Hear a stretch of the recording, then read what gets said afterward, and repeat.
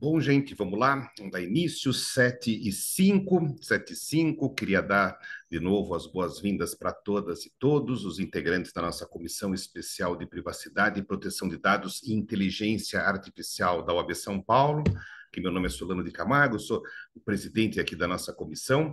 Quero dar as boas-vindas e queria saber se tem gente aí do interior de São Paulo ou só gente da capital. Cadê o povo do interior aqui? Eu sou do interior de Barueri. Oi, Kátia. Não, Barueri não é interior, eu te falo isso toda vez. E Interior é. toda vez eu falo. Boa noite, gente. Deixa eu ver aqui. O Boa É pessoal. noite, boa noite. interior, Eu falo bem do Solano. interior aqui. Ó, Sou o de Hernani, Pinguim. o Hernani, que é de Araras, bem-vindo. Que mais? Guibel Mudes, de São José Christian, dos São Carlos. Christian de São Carlos, bem-vindo. O Jonathan de Itaquá. O Tiago de Limeira, a Tatiane de Piracicaba, o Bruno de Apiaí, representando o Vale da Ribeira, bem-vindo.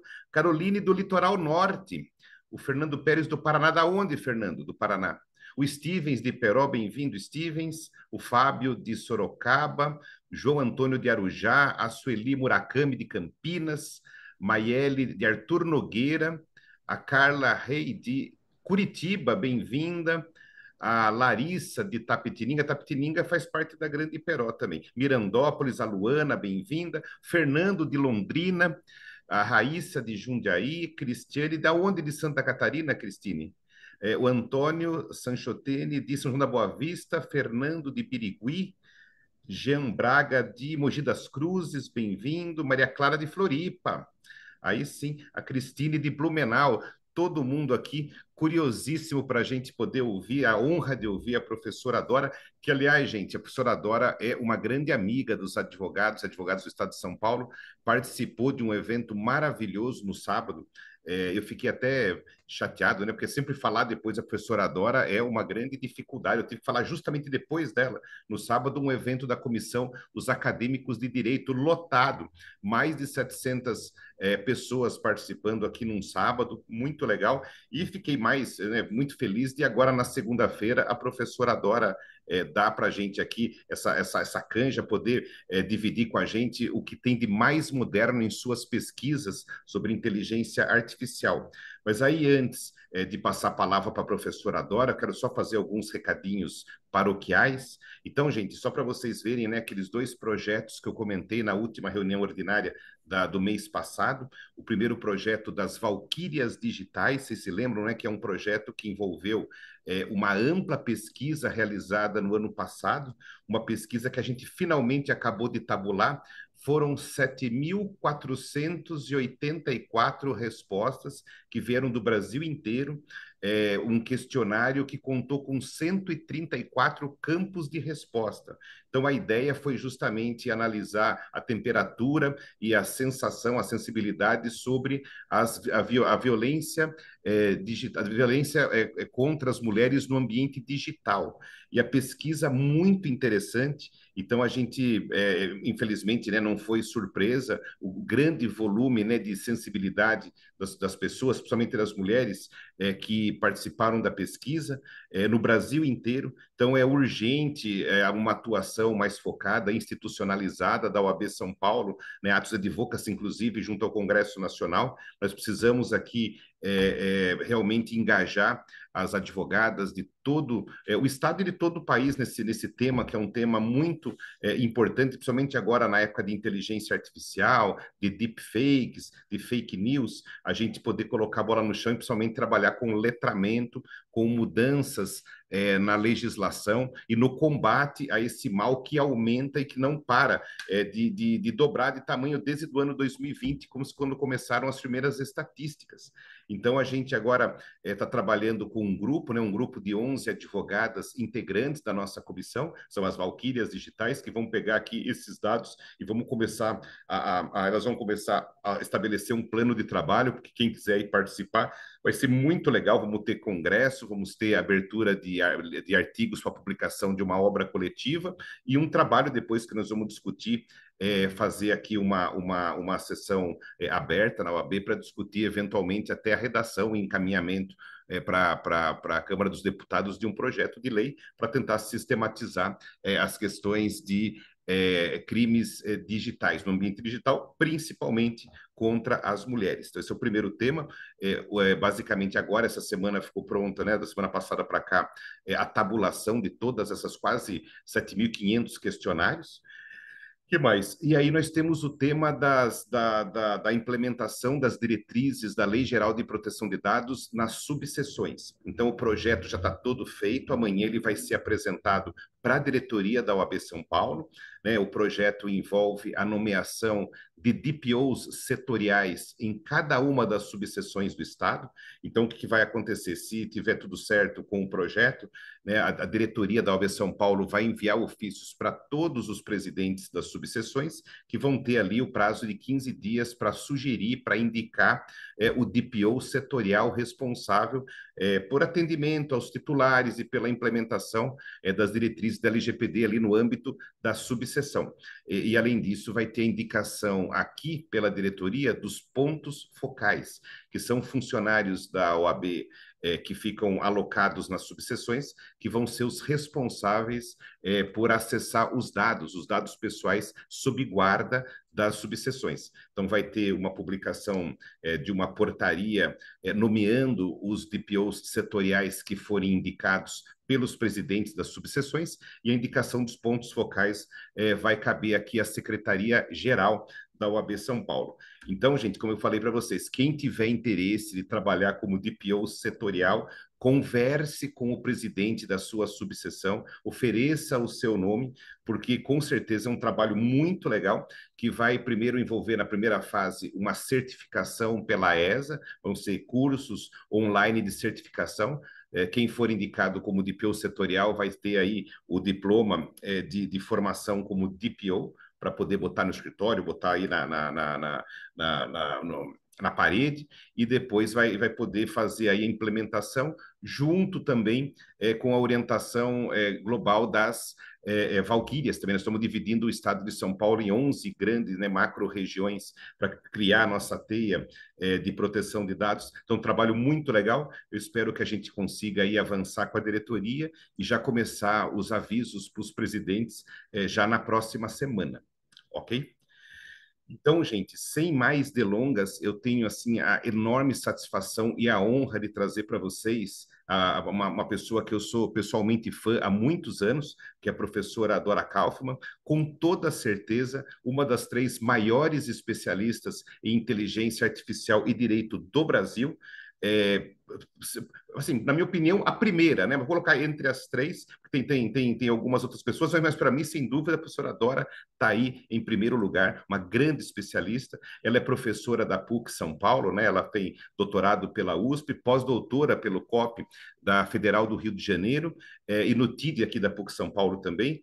Colunista estrelada, uma das pessoas assim mais lidas da época negócios, colabora no Globo, colabora no Valor Econômico, uma grande pesquisadora dos impactos éticos e da inteligência artificial, pesquisou no Computer Science Department na New York University, ela pesquisou no Alexander von Humboldt, na Alemanha, tem uma série de livros que são best-sellers, como As Empresas e Consumidores em Rede, um estudo das práticas colaborativas no Brasil, O Despertar de Gulliver, Os Desafios das Empresas das Redes Digitais, e o best-seller Inteligência Artificial Irá Suplantar a Inteligência Humana, uma excelente obra. Enfim, tudo que a professora Dora fizer, gente, nós temos que ler. Se ela escrever um papelzinho assim, amassar e jogar no chão, nós temos que pegar o papelzinho e ver o que foi que ela escreveu. Então é uma honra gigantesca, enorme, aqui eu falando em nome da OAB São Paulo,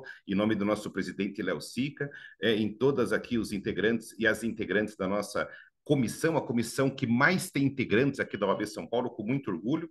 Então, gente, sem mais delongas, eu gostaria de passar a palavra para a professora Dora. Professora Dora, aqui nós estamos gravando, né? Que isso aqui depois vai para o YouTube. Eu tenho certeza que vai ser uma palestra que vai estar ali entre a mais concorrida do ano. Então, sem mais, por favor, a palavra está com a doutora.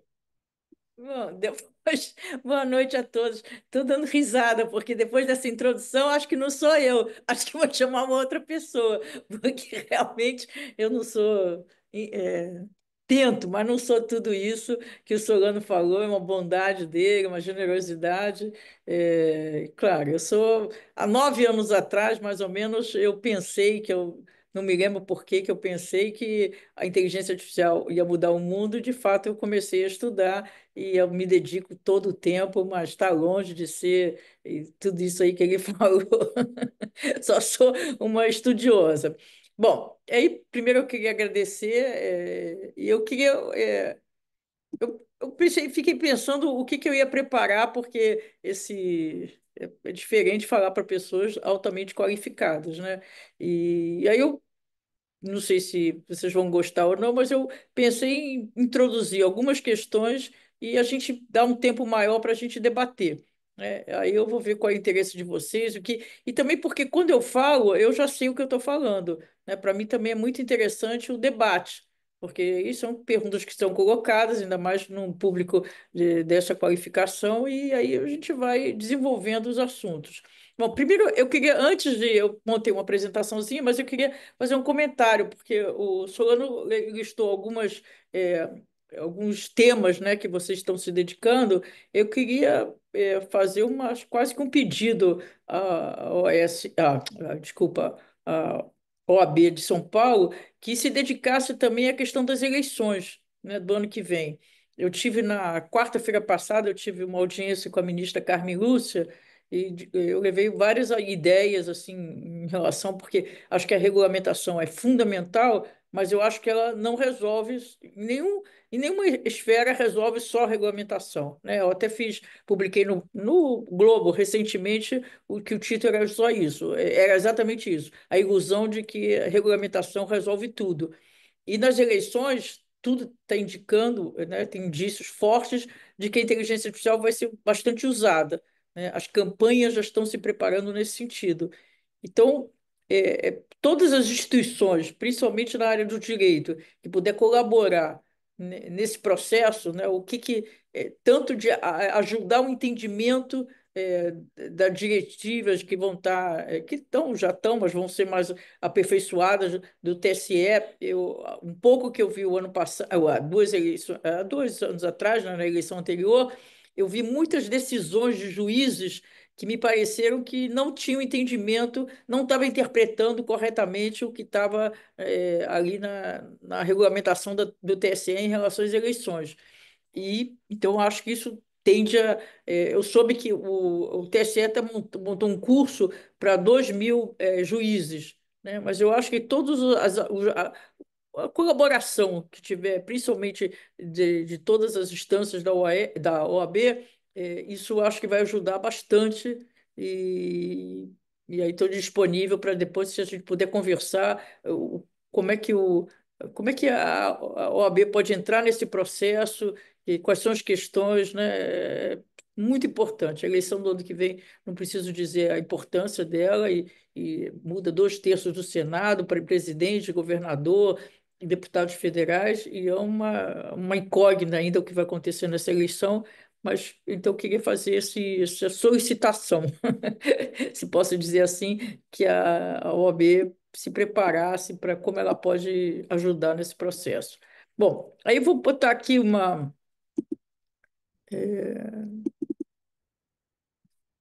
Vocês estão. Peraí, deixa eu botar. Compartilhar aqui. Vocês estão vendo? Sim, sim, professora, tá Tá. perfeito. Tá, eu vou só pedir para o Ricardo Freitas que, se ele tem o meu WhatsApp, se por acaso cair, me avisar pelo WhatsApp, porque se cair eu não. Aliás, não, mas nesse caso eu estou vendo vocês do lado, tá certo. Então eu mesmo Qualquer vejo. coisa a gente avisa, professor. Não, mas eu tô vendo vocês aqui do lado, né? É diferente do Teams, aqui eu consigo ver. Bom, então vamos lá. Por qualquer questões assim absolutamente óbvias, né? Mas só para a gente é, assim, sobre o que que nós vamos estar falando. Então, a responsabilidade jurídica, vocês sabem melhor do que eu, evidente, que se manifesta, está aqui na. Peraí. o dano causado, o nexo de causalidade é ação e efeito, e o dolo ou culpa do agente, né? Então, são três situações onde a responsabilidade jurídica se manifesta, e no caso da inteligência artificial, ocorrem situações que podem ser enquadradas em uma dessas três categorias, ou duas, três simultâneas, né? Então, no contexto atual, aí é um conceito sobre a inteligência artificial, né? Parece, talvez para vocês, alguns de vocês pareçam óbvio, mas tem muito essa discussão. É uma discussão sobre a responsabilidade moral. Tem vários livros publicados, inclusive, que trava esse debate, né? Se a inteligência artificial tem responsabilidade moral, né? Se ela é um agente ou é um agente moral. Se ela é classificada, enquadrada como agente moral, significa que ela tem responsabilidade sobre os atos. Eu refuto totalmente, porque para mim não faz sentido. Para mim, hoje a inteligência artificial é um modelo estatístico, e um modelo estatístico não pode ser um agente moral, e muito menos ser imputado responsabilidade sobre os seus atos. Então, mas isso não é o consenso, não pode parecer estranho, mas de fato não é consenso, né? Existe toda uma discussão de atribuir mais do que de fato eu acho que é hoje a inteligência artificial. Então, a responsabilidade sobre os efeitos dos modelos de IA cabe aos profissionais humanos e às corporações. Então, se a responsabilidade continua sendo, não sei quantos de vocês têm familiaridade com o PL 2338, né, que é o projeto de lei para ser o futuro marco regulatório da inteligência artificial no Brasil, que foi votado, essa última versão foi votada no dia 10 de dezembro no plenário do Senado, e agora está na Câmara, está tramitando na Câmara. É um pouco semelhante à decisão, à opção que tomou a Comissão Europeia em relação ao AI Act, né? Então, não trata da questão da responsabilidade, porque no ordenamento jurídico brasileiro, no caso do PL 2338, já contempla que a responsabilidade está no Código Civil e no Código de Defesa do Consumidor. Então, frente a tudo que possa acontecer, é da responsabilidade de quem está vendendo, de quem está comercializando, quem está ofertando o produto para o consumidor, usuário final. Então, a responsabilidade é das empresas e de quem está ofertando, como eu disse, o produto. Primeiro, assim, eu queria colocar alguns conceitos muito gerais da inteligência artificial. A inteligência artificial é uma tecnologia de propósito geral. Então, desculpa, é uma tecnologia, é uma tecnologia digital, mas diferente das outras tecnologias digitais, ela é a única que é de propósito geral. Então, o que é uma tecnologia de propósito geral? Na verdade, eu acabei de entregar um artigo ontem que no final eu dizia que eu digo lá que a inteligência artificial, na verdade, não é uma mera tecnologia, né? Ela é uma nova forma de funcionamento do mundo, né? Então, isso é muito mais do que uma tecnologia digital, mais uma tecnologia digital. Ela está transformando a lógica de funcionamento da economia e da sociedade. Então, eu vou dar dois exemplos e a gente pensar como isso está absolutamente relacionado à função do advogado. Como eu falei no sábado, lá nesse evento que o Solano mencionou, eu acho assim, não tem nenhuma profissão assim que não está. Eu acho que nenhuma profissão, não tem evidências que nenhuma profissão está sendo ameaçada, né? O que está sendo automatizado são funções, tarefas dentro de todas as profissões. Mas se tem uma profissão que está, de fato, cada vez mais fundamental na sociedade em geral, é o advogado, né? Quanto mais complexo o ambiente, mais precisa de advogado para arbitrar de ambos os lados. Então, essa mudança, para mim, eu nunca vi, eu leio não sei quantos livros e artigos sobre o tema da inteligência artificial, mas eu nunca vi escrito isso aí que eu vou falar, que para mim é a mudança mais importante, que nós estamos migrando de um mundo de máquinas programadas para máquinas probabilísticas. Por que máquinas probabilísticas? Porque quando eu estou falando a técnica que chama redes neurais profundas, em inglês Deep Learning, que é a técnica de inteligência artificial que permeia praticamente todas as implementações hoje, em todos os domínios, né, nas funções, nas tarefas de todos os domínios, praticamente é majoritária, ela é um modelo estatístico. de probabilidades, né? Então, quando eu estou falando de máquinas ou sistemas probabilísticos, eu estou falando dos sistemas e das máquinas habilitados por inteligência artificial. Então, quando eu tenho máquina programada, isso tenho certeza que todos vocês têm essa familiaridade, a máquina programada, se o programador fizer tudo certo, ela entrega para sempre a mesma coisa. São modelos que chamam-se determinísticos, eles são determinados. O programador ele determina o que a máquina vai fazer e ela não sai dali, ela vai até o fim. Para eu mudar, eu tenho que mudar a programação. E ela também, então, quando eu faço uma análise, aí que entra a função fundamental do advogado, quando eu faço análise de compliance de um sistema programado, eu só preciso fazer análise na partida, né? Então, essa foi uma das discussões bastante importante que teve no processo de criar a Lei Act, né? Que é a Lei de Inteligência Artificial na Europa, que entrou em vigor em agosto do ano passado, mas, bom, tem todo um processo agora de facilitação de flexibilização, simplificação, porque acabaram criando, se for o caso, a gente volta a conversar sobre isso, mas criou-se um arcabouço tão complexo que tem um enorme desafio de como implementar e mais ainda de como fiscalizar. Bom, mas aí o que eu queria me referir é que na versão, né, obrigava as empresas a fazer toda a análise, a auditoria na partida.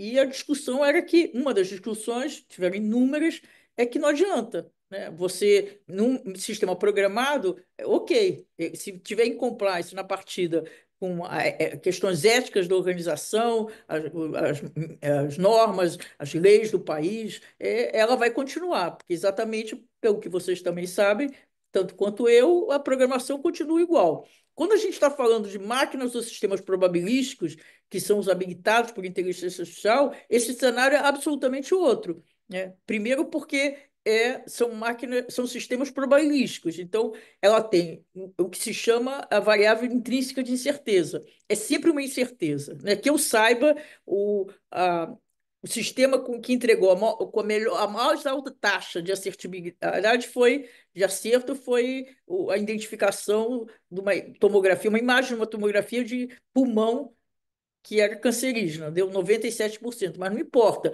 se é 80 e pouco, se é 90, se é 91, é sempre uma probabilidade.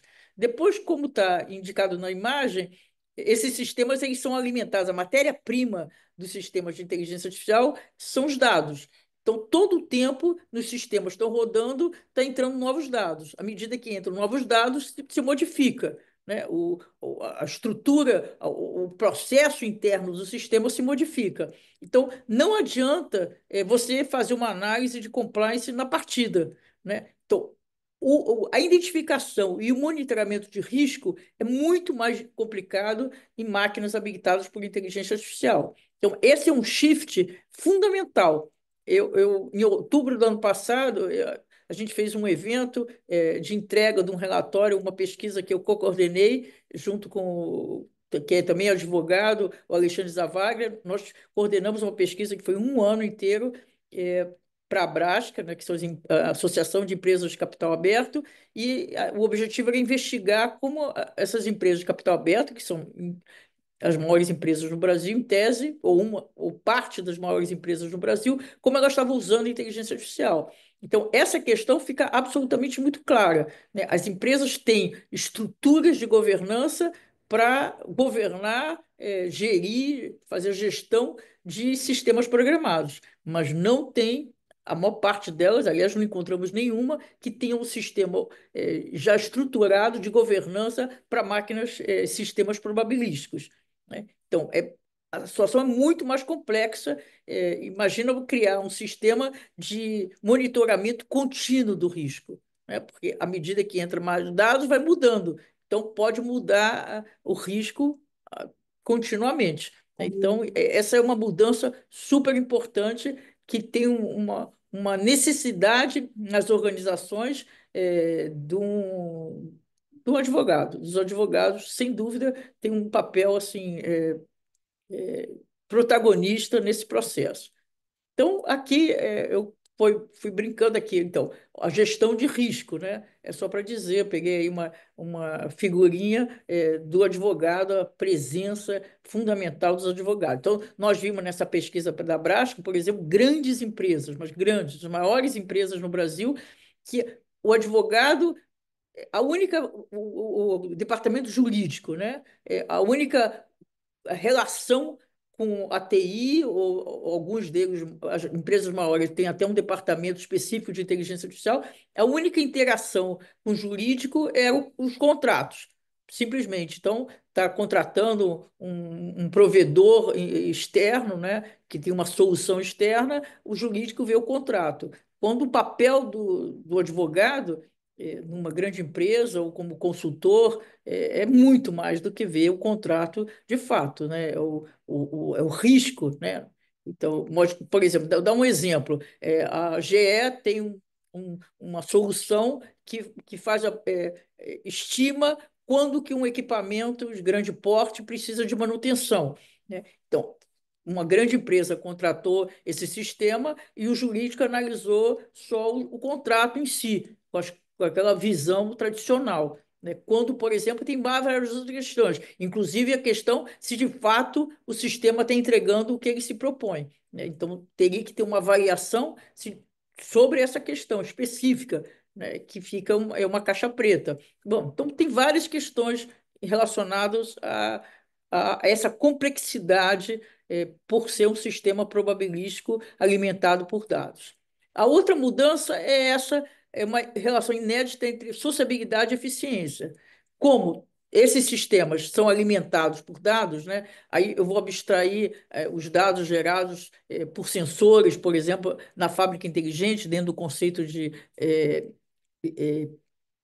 indústria 4.0, vou abstrair outros dados gerados por sensores. Mas quando a gente está falando de dados pessoais, tem essa relação, porque como é que são os dados pessoais? Eles são gerados pela nossa comunicação, pela nossa interação, né? Então, quanto mais a organização tiver acesso a dados e dados de qualidade, quantidade e qualidade de dados sobre o seu público-alvo, sobre o seu consumidor, usuário, cliente, maior chance ele vai ter de criar produtos, serviços e comunicação mais eficientes, né? Porque ele vai ter mais conhecimento, mais aprofundado do seu público-alvo. Então, nessa relação, tem uma necessidade de advogado também tremenda, porque aqui nós estamos falando da LGPD, né? Nós estamos falando de questões relacionadas específicas à inteligência artificial, mas nós estamos de cara já falando da LGPD. Aí tem uma convergência, porque o artigo, também imagino que todos vocês saibam, o artigo 20 da LGPD já endereça para a inteligência artificial, na medida que diz que o usuário afetado ele tem direito a pedir explicação de um processo, uma decisão automatizada com base em dados, né? Então, isso endereça diretamente aos sistemas de inteligência artificial. Então, antes da gente ter, se algum momento, e qual vai ser o teor do marco regulatório de inteligência artificial, nós já temos hoje no país uma regra, uma lei, né? Não é regra, uma lei que remete diretamente a potenciais riscos. Mas isso é uma parte, né, de um sistema de inteligência artificial. Tem dois conjuntos que eu vejo, e raramente eu vi situações, as organizações de fato percebem que tem dois conjuntos de risco, né? Tem os riscos éticos, então é o que mais se fala, né? Pouco se pratica a proteção desses riscos, mas mais se fala, se tem mais consciência, né? Que são questões de viés, por exemplo, se fala muito, mas tem um outro conjunto de risco que o exemplo que eu dei anterior, é se de fato aquele sistema que foi contratado no mercado ele está entregando aquela, por exemplo, um dos sistemas que são bastante usados hoje, principalmente pelas grandes empresas, é o sistema que faz o match entre a característica da vaga e dos candidatos, né? Então, seleção de currículos. E, e aí tem várias startups oferecendo essas soluções, e pelo que nós investigamos, a eficiência é medida apenas pelo tempo, né? Então, reduz o tempo de fazer essa seleção e é tudo mais rápido, com menos pessoas, então reduz custo e aumenta a eficiência. Mas nós não encontramos nenhum critério de avaliação para saber, por exemplo, será que essa solução contratada está entregando os melhores currículos, está selecionando os melhores currículos de fato, né? Então, onde foram treinados os algoritmos que compõem aquela solução? Eu me lembro que há uns 3 anos atrás, eu conversando com o head de uma grandíssima empresa aqui no Brasil, e head de RH, e ele contou que, de fato, contratou um sistema ofertado por uma startup. E ele disse, não, na conversa ele disse, não, não tem viés, porque eu perguntei para a startup, né? Mas isso é um pouco até inocente, porque se tem uma startup vendendo para uma grande empresa, vai dizer que não tem viés. Mas um mês e meio depois, por exemplo, por acaso, eu soube que aquela startup tinha composto a solução dela com algoritmos treinados na Ásia, na China e na Índia, o que significa viés na veia, porque a característica tanto dos cargos quanto dos candidatos é muito distinto do Brasil, né? Então, são questões assim que transcendem, não é só a LGPD, quando a gente analisa o uso de dados, o uso intensivo cada vez mais dos dados, né, produção dos dados e o uso, a gente tem que pensar, tem que avaliar outras questões intrínsecas. Por isso que, desde o início, que a NPD se candidatou, queria ser fortemente a agência de inteligência artificial, não me coloquei a favor disso, porque eu acho que é outro tipo de conhecimento, de expertise. Bom, a outra questão é também, eu tudo estou colocando a figurinha lá dos advogados para chamar atenção à importância fundamental. A outra questão é que o campo da inteligência artificial, que foi criado em 1956, até hoje não tem uma teoria unificadora, né? Então, por que isso é importante? A gente sabe, assim, em todos os campos de conhecimento, quando você tem uma teoria, você não precisa testar, você já sabe de antemão o que vai acontecer, né? Então, o exemplo mais básico, bobão que eu dou é se eu estiver segurando esse celular, se eu largar, ele cai. Existe a teoria, da gravidade, né? Então, você pega assim, vários, na biologia, bom, na medicina geral, na física, sei lá, todos os campos de conhecimento, em geral, eles têm mais de uma teoria.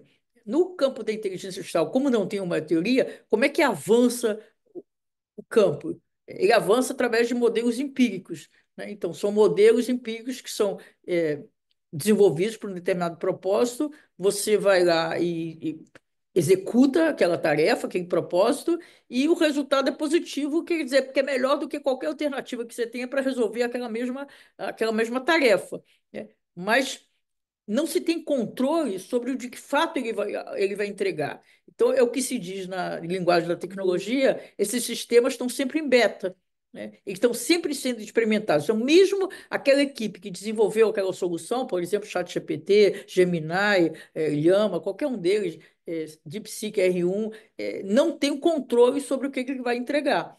Então, isso é uma questão também que cria um, riscos imprevistos e complexos, que eu escrevi aqui, né? Então, toda essa gestão é fundamental o advogado entender e atuar, né? Porque é isso, ela está sempre. A gente está a inteligência artificial dá uma impressão de que está tudo muito rápido, muito veloz, o que é verdade, está acelerado, mas basicamente a mesma técnica que eu me referi, mas a maneira como as soluções vão surgindo e as soluções vão se modificando é que está muito acelerado. E é também para onde cada um de nós, cada um dos setores, das suas atividades está usando, também está acelerado. Então, as modificações nas soluções, novas soluções ou mudanças nas soluções com novas versões e novas formas de utilização, isso implica em novos riscos, né? E isso está bastante acelerado.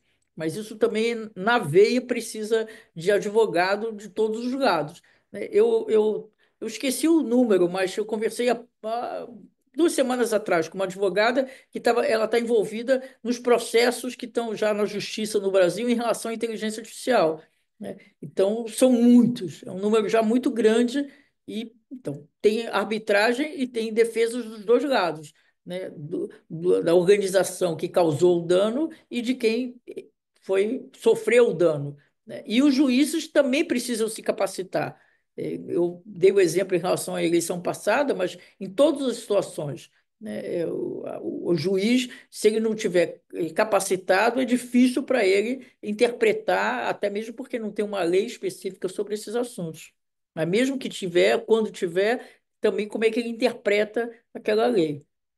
Aí pegar assim também algumas limitações hoje da inteligência artificial, né? Então, primeiro, é, o contexto, o pano de fundo que a gente está vivendo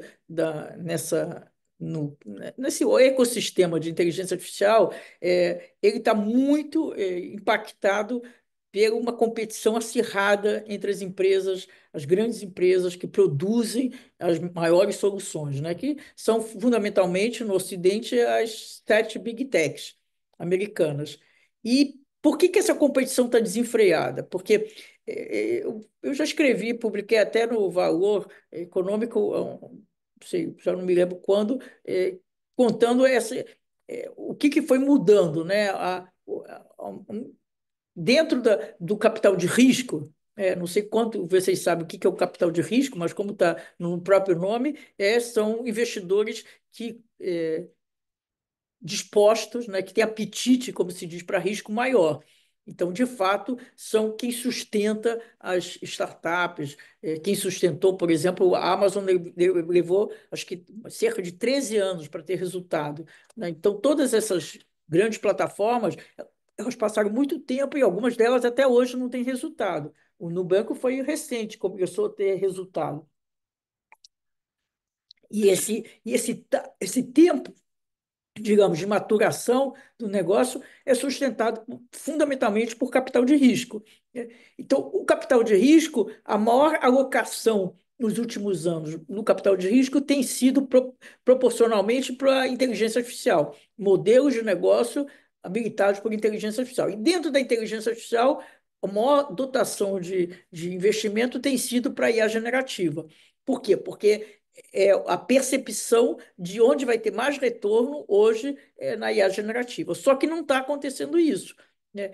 Não tem nenhum modelo de IA generativa hoje sustentável. Em suma, ninguém está ganhando dinheiro com IA generativa. Nenhuma dos produtores, dos desenvolvedores dessas grandes empresas que ofertam esses sistemas.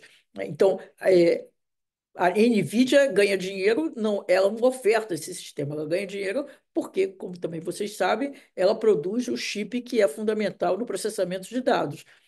Mas diretamente. Então, tem diferença também, isso tudo é importante porque isso impacta o ambiente, né? Tem uma diferença, por exemplo, se a gente pegar o Google e pegar a Microsoft, e pegar a Meta, são grandes conglomerados. Então, o investimento que eles fazem nas soluções de IA generativa, elas são diluídas, né? Elas são diluídas nesse grande conglomerado. Além disso, eles têm um ganho indireto, porque a AWS da Amazon, a Microsoft e o Google, nessa ordem, eles dominam 67% do mercado de processamento em nuvem, né? Então, eles ganham dinheiro quanto mais está se gerando soluções com intensivos em dados, mais eles estão ganhando dinheiro no processamento, mas não na solução específica, né?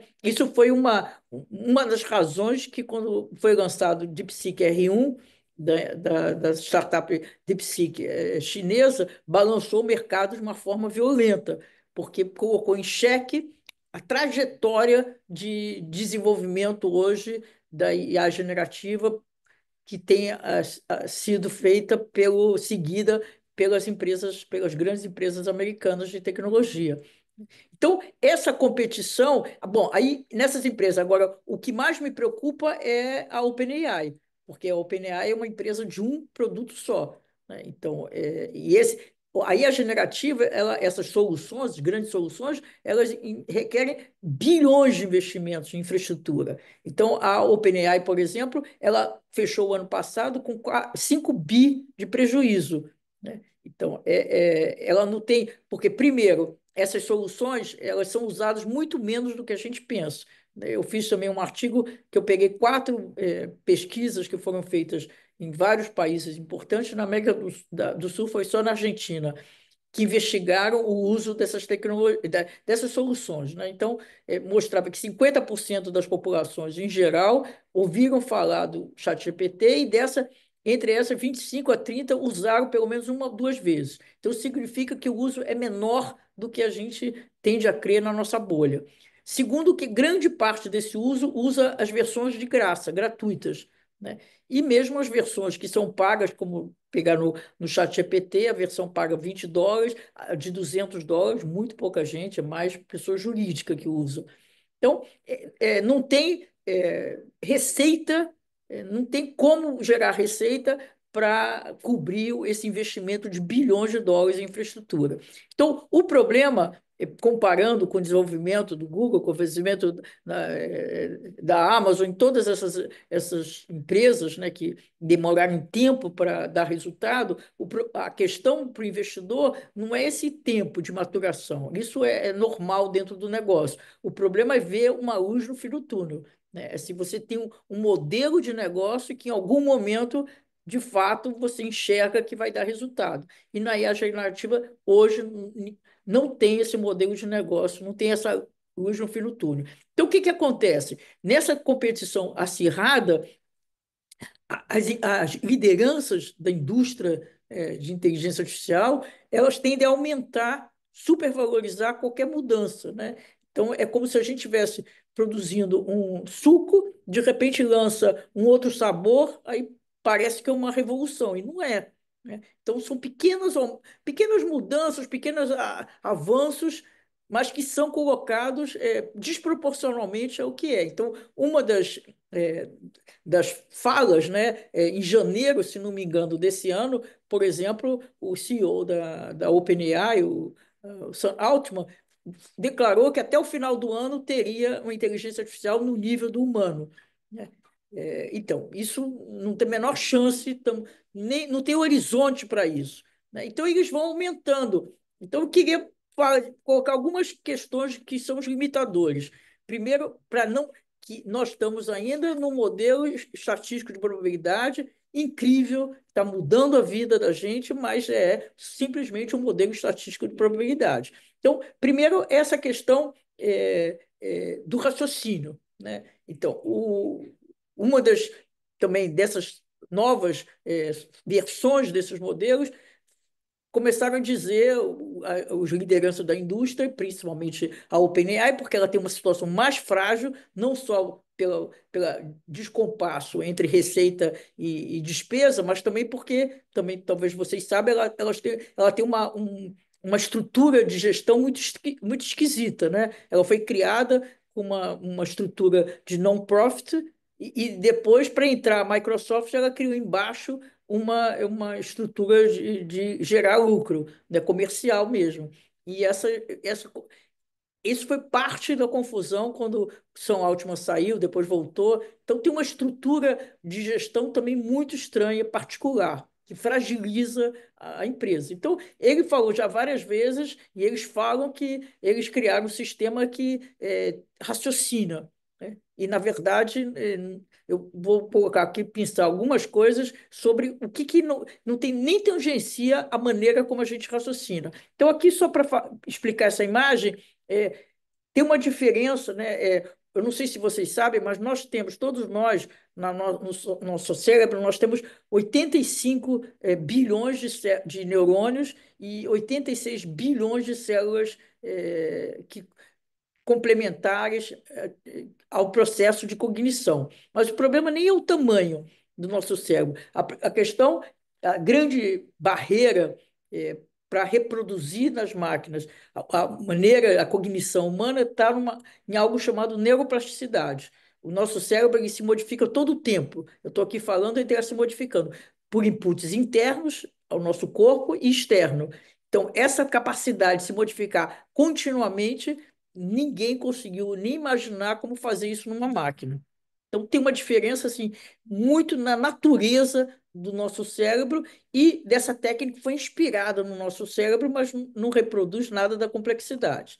Então, esse artigo eu fiz em fevereiro do ano passado, que eu passei um mês em fevereiro, lá em Nova York com o meu mentor de tecnologia. E aí discutimos muito porque estava essa discussão sobre o raciocínio, né, que as novas versões estavam raciocinando.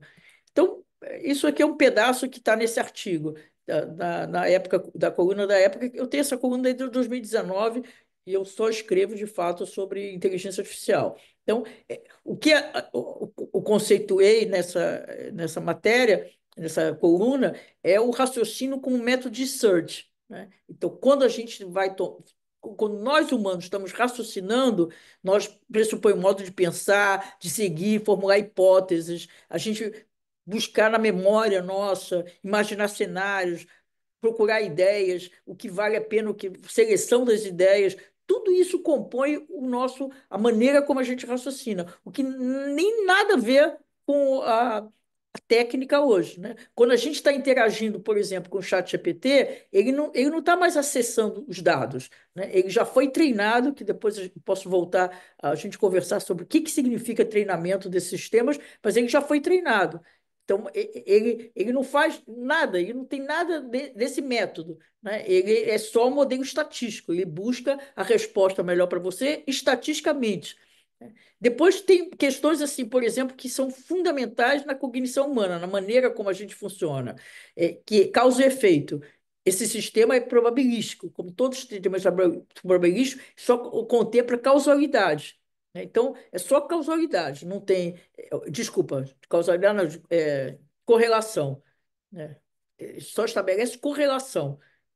Quem que estabelece causalidade, causa e efeito, somos nós. Contrafactual é quando a gente analisa uma possibilidade, a gente analisa a outra, e a gente compara, toma decisão. É, Eles também não fazem isso. A gente tem analogias, a gente faz analogias. Em suma, se enumerar as questões fundamentais que compõem o raciocínio humano, a cognição humana, essa técnica não faz nada disso. Então, ela é falacioso dizer que ela está raciocinando. O que aconteceu na versão que foi dito, comercializado como raciocinando, é que colocar uma outra técnica estatística que fazia um outro processo. Inclusive, tem um gap, demora um pouquinho mais para dar resposta. E aí foi muito falado que ela estaria raciocinando, mas nada disso existe. E nessa competição é isso, vai aumentando para ganhar espaço, para atrair o dinheiro, né, de capital de risco, e a mídia, por outro lado, acaba disseminando, né? Porque a mídia hoje também, como vocês devem saber também, ela é baseada muito em gerar cliques, né? Então, quanto mais assim chama atenção a matéria, principalmente os títulos, mais chances de ter clique. Então, ela acaba facilitando, reverberando esse exagero proposital da indústria. Essa é uma outra questão também, que para mim é importante. Agora estou escrevendo um livro sobre, aprofundando um pouco essa questão, né? A diferença entre inédito, original e criativo. Esses sistemas, eles são inéditos e originais na medida que eles produzem imagem, textos que nunca foram feitos exatamente daquele jeito, mas não é criativo.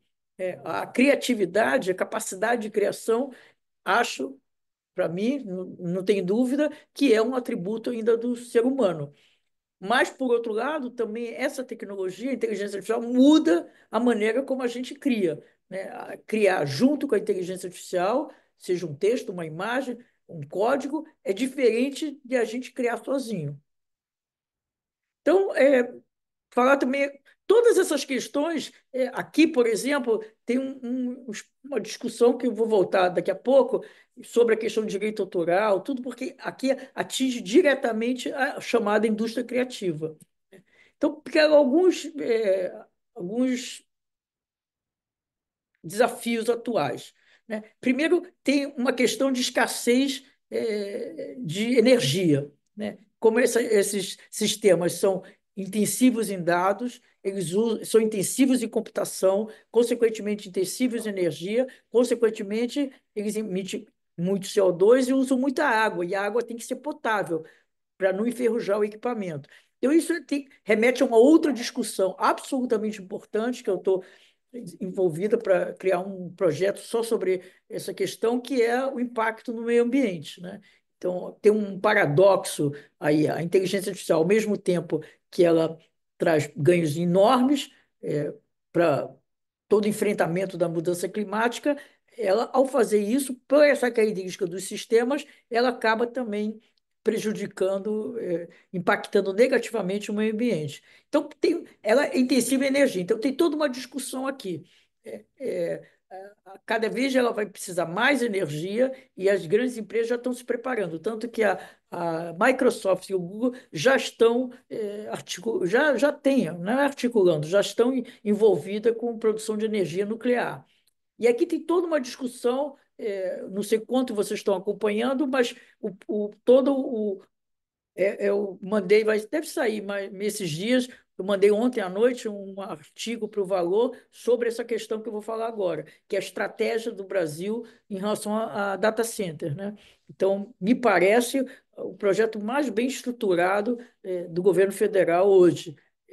Isso envolveu vários ministérios, várias autarquias, e foi o motivo da viagem agora recente do ministro Haddad para os Estados Unidos. Então, tem toda uma discussão, porque nós temos muitos elementos favoráveis, né? Eu coloquei todas essas questões nesse artigo que eu mencionei, que deve sair nesses dias aí, acho que os atrativos, fundamentalmente a nossa matriz energética, que é 85, 80, entre 85% e 90% é, renovável, né? Com muito componente muito forte de eólica e solar. Então, nós somos um país tropical, nós temos sol o tempo inteiro, nós temos ventos, em suma, nós temos muitas questões, nós temos abundância de terras para criar, para instalar terras vazias que podem instalar data center. Nós temos muitos atrativos. Então, a produção com energia renovável é mais barata energia do que a não renovável. Mas qual é o desafio para nós termos um hub, de fato, de data center, né? Que rodar um sistema no Brasil é o mais caro do planeta, por conta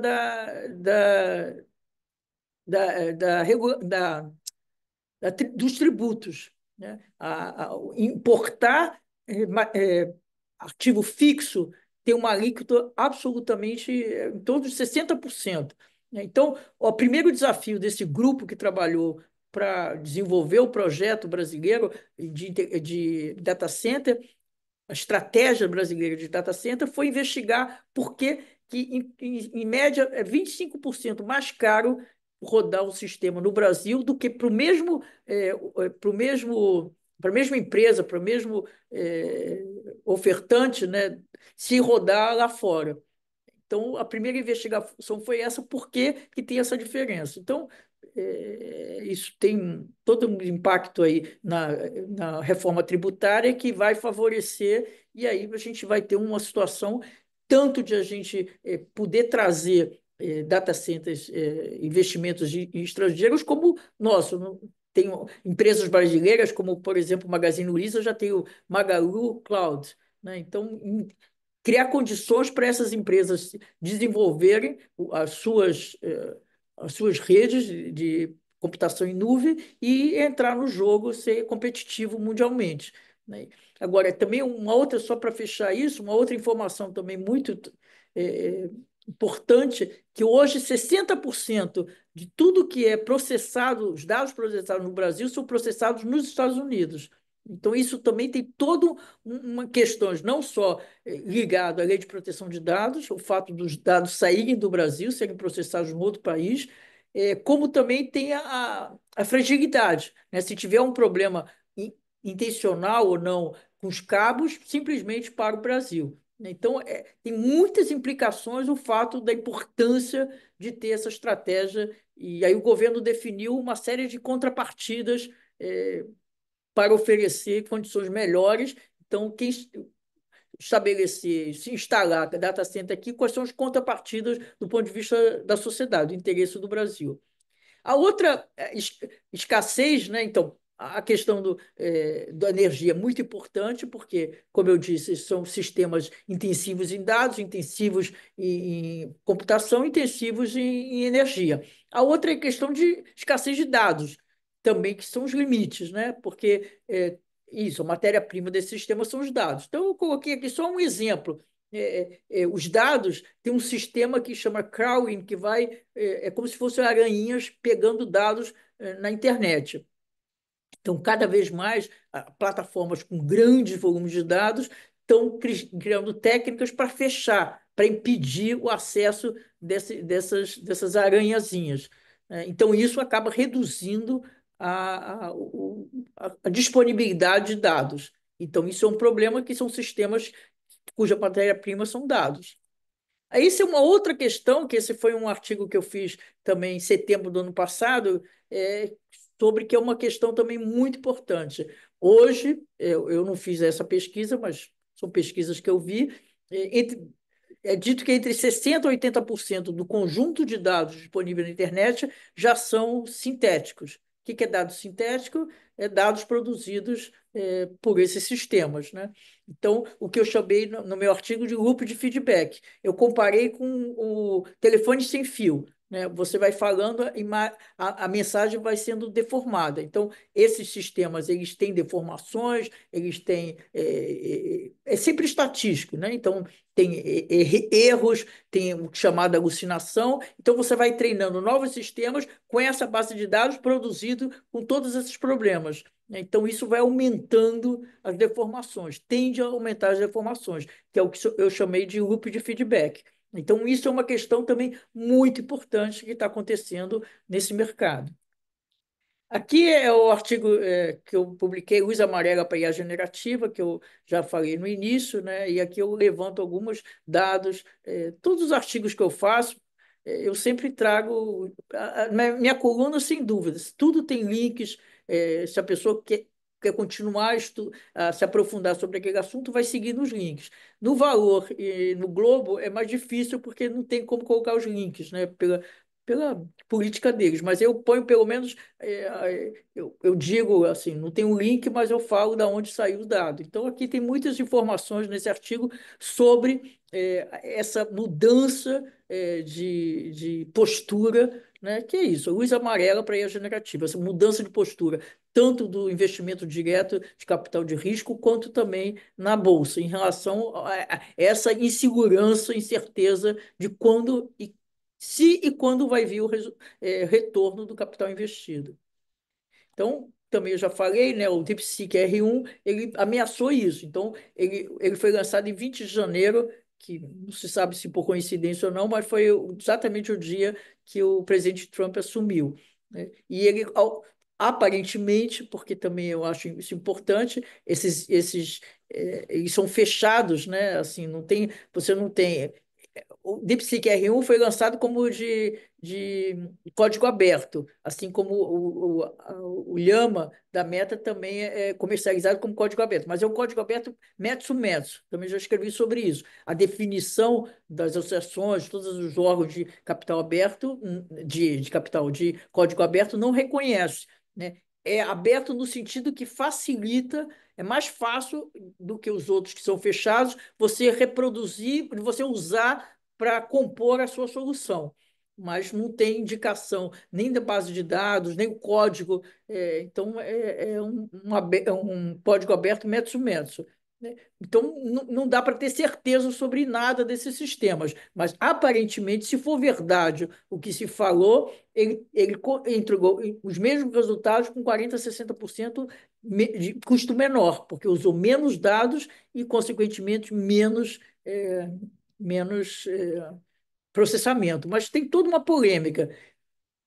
Alguns dizem que eles usaram outros sistemas como base para desenvolver a solução deles, em suma. Mas isso aconteceu, isso impactou, foi rapidamente, foi mais bem avaliado na Apple Store, imediatamente, poucos dias depois, e uma semana depois do lançamento, teve impacto na bolsa muito grande, exatamente pela razão que eu já disse, o fato de ter colocado em xeque a trajetória de desenvolvimento das soluções americanas, que são baseadas em grandes volumes de dados, cada vez mais, né? Todas as novas soluções, eles anunciam quanto de dados usaram. Aí que ele não tem uma nitidez muito grande, mas é a fonte de muita confidência, de muita confiável, né? Então, o que eu queria só ressaltar que, na minha visão, rapidamente as soluções de IA generativa estão se tornando commodities.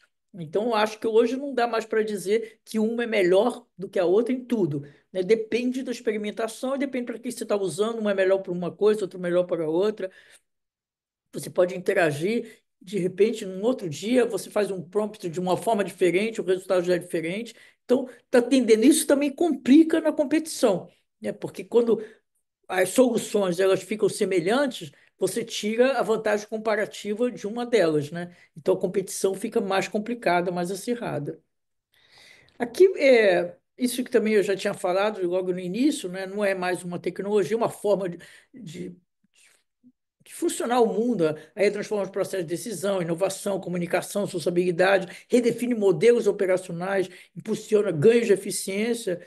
Isso é uma grande transformação e que estamos no início, né? Porque essa técnica ela foi proposta na década de 80, mas ela foi reconhecida no mercado pela academia, num evento específico em 2012, e ela começou a ser usada em larga escala em 2016 e 2017. Aí a generativa é um fenômeno de 2020, né?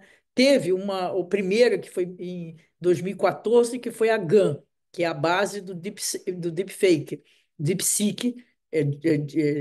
Mas o boom da IA generativa é a partir de 2022. Durante o ano de 2022, saíram várias soluções de imagem, e em novembro saiu o ChatGPT. Então, esse foi. Aqui está o link, né? A pesquisa que eu me referi foi apoiada pelo Itaú, Vivo, Cielo, outro está escondido ali, já esqueci, é Comgás. E a Century foi o apoiador master e trabalhou com a gente o tempo inteiro, né? Então, o que foi rico nessa pesquisa, ela teve lá o questionário online, que eu acho que todas as pesquisas dessas que indicam o mercado foram feitas pelo questionário online, que rodou na base da Brasca e rodou na base do IBGC. Mas, para mim, o rico, assim, valioso, foi a parte qualitativa, né? Porque eu sempre tenho restrições em relação ao questionário online, porque você nunca sabe quem responde, e segundo, porque você não tem a oportunidade de explicar o que que você está perguntando, né? Então, fica. E na pesquisa, no relatório, a gente mostra um descompasso absoluto entre as respostas da Qualy e da Quant, né? Então, por exemplo, estratégia. Na Qualy, ninguém tem estratégia de quem a gente investigou sobre inteligência artificial. Na Quant saiu que 48% tem estratégia de IA, né? Então, fica a questão: o que quem respondeu entende sobre estratégia? Então, o que foi a Qualy? Na Qualy, a gente separou um conjunto de empresas e a gente conversou em momentos diferentes com alguém do conselho, o CEO, o head de tecnologia e, às vezes, o head do jurídico, né? A gente foram uma hora e meia com cada um, como eu disse, em momentos diferentes, 5 ou 6 pessoas, pelo menos nossas, em cada uma dessas conversas, e nós gravamos, evidentemente, com autorização, a gente transcreveu, a gente trouxe também todas as nossas anotações, que foram a parte mais rica, e, e chegamos um- ter um diagnóstico, pelo menos, dessas empresas que a gente fez esse processo. Foram 20 que a gente fez esse processo da Qualy, e nos deu um cenário, né? E a gente escolheu essas 20 empresas dentre aquelas que a gente já sabia que estavam, de fato, usando inteligência artificial. Aí alguns destaques, né? A maior parte das empresas, na verdade, três só que das 20 que estão usando antes desse boom, né, desse hype. E a gente também reparou que forma-se um consenso, né, tem uma sensibilidade dos conselhos sobre o caráter estratégico da IA, para inclusive pela sustentabilidade do próprio negócio, né? Mas é diferente. Em alguns lugares eu vejo que está na pauta do conselho, pelo menos até outubro do ano passado, eu não diria que está na pauta do conselho, né? Tem uma sensibilidade, está na pauta, para mim também é um significado diferente. Tem que estar dentro da estratégia, tem que estar sendo discutido, feito coisas em relação a esse tema, e a gente não achou isso nos conselhos. Bom, por que a nossa grande parte, a maior parte, não só no Brasil, no mundo inteiro, dos projetos de ar falham? Para a gente, o que eu acho, não só por essa pesquisa, por esses anos todos que eu estou interagindo, é uma desconexão, para mim, a raiz, né, a origem desse fracasso é da desconexão de times técnicos de negócios. Então, os gestores, pode ser o gestor do jurídico, dos negócios, o gestor, o CEO, o conselho, o que é chamado C-level, né? Tem muito pouco, ou quase nenhum entendimento sobre a inteligência artificial. E são eles que tomam a decisão, né? Então, a inteligência artificial não é uma pauta de tecnologia. Como eu disse lá no início, não é mais uma mera tecnologia. Então, ela é estratégia para a organização. Então, ela é tema do C-level da organização. E o que a gente vê é isso. Então, fica na mão, digamos assim, do pessoal de TI. O que o pessoal de TI, em geral, tudo tem exceção, mas em geral não entende o negócio ou com a profundidade que o gestor entende e também as questões éticas, os impactos sociais, né? Então, essa desconexão nos parece, pelo menos a minha opinião, até que mude por outro fato, a principal razão dessa é tratado como se fosse uma solução, né, de tecnologia, quanto não pode ser tratado como uma solução de tecnologia. Então, como um projeto isolado, né? Então, você tem que integrar na arquitetura do negócio. Você contrata, se você não é uma empresa de tecnologia, você fatalmente vai usar soluções ofertadas no mercado, mas você tem que fazer o que se chama retreinamento, fine-tuning, que é você retreinar o sistema com a base de dados, porque aí você contextualiza na sua operação. Então, tudo isso são decisões muito importantes. Você tem que ter os dados, você tem, em suma, é uma parte fundamental do negócio. Então, aqui também foi da Abrasca, né, observa a simetria, isso que eu falei, não foram identificadas diretrizes de governança de IA e não identificadas estratégias de IA.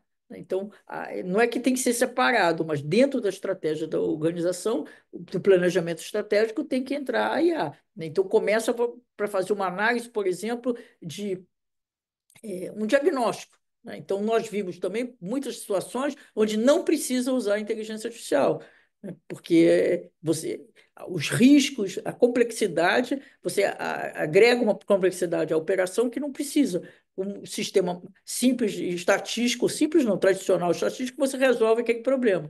Por que que aí a TI que tomou a decisão de usar a inteligência artificial? Porque sei lá, por várias razões, entre elas porque dá um upgrade para a carreira daquele profissional, né? Mas não precisa. Então, em outras situações que a inteligência artificial teria valor agregado e não está sendo usado. Então, isso tudo é um diagnóstico, por isso que tem que ter uma estratégia e um planejamento, né?